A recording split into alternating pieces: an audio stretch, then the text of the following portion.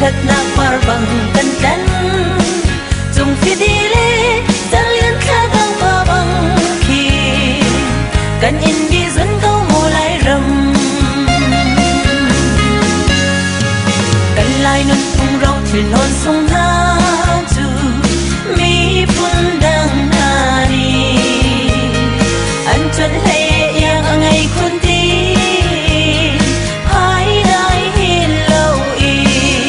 xem na vô lại rầm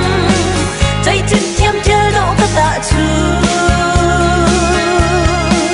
vào rừng dài cao lô chơi khe miệng cho trên lại rầm ô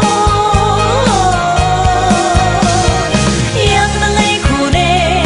cần in độ khuôn cầu là chặt nàng par bằng cần chân dùng phi đi lê dẫn liên khang tăng pa bằng khi cần in đi dẫn câu mùa lại rầm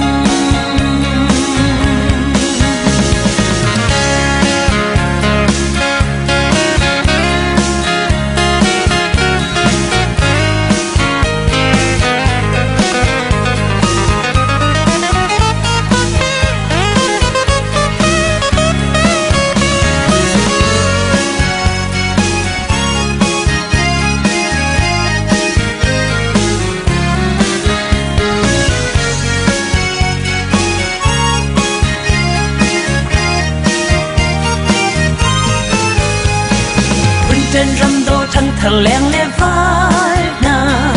trăng thâu chiên xe đi điệp cầm ô lo cầm lâu chín xa vắng y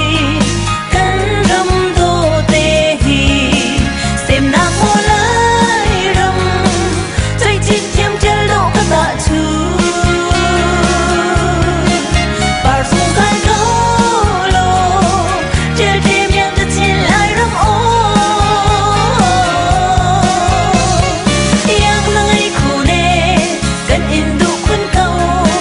chặt na par bằng cần chân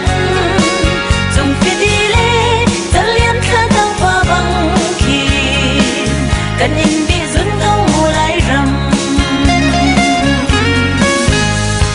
lại xem phi u nào điên sang u lô cần đi phun ra tay on liên sang ngân ra chân cần u lô sống trên lại rầm hi na mô lại rầm chạy trên thêm chơi độ các tạ chu bảo dùng vai gấu lô chơi thêm yang ta trên lại rầm ô yang ta ngay khu đề cần in đủ khuôn cầu nét chặt na par bằng cần chân